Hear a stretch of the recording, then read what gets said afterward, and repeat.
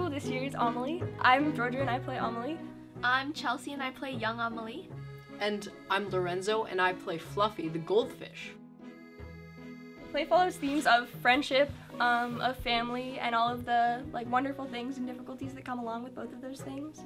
And it's about Amélie following her life and finding meaning to her life. Yeah. And most importantly, finding love. Yeah, and the impact that your childhood has on you in the future.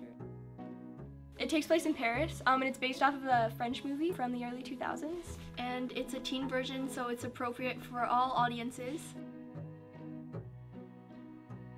It's really fun. It's super fun, high Yes. energy, everyone's so supportive, and yeah, I love singing and dancing with everybody.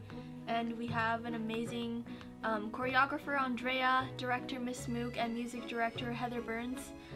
Yes. Yeah. And they make it so much easier because going from reading the script and to actually performing it, they really help smooth out that process.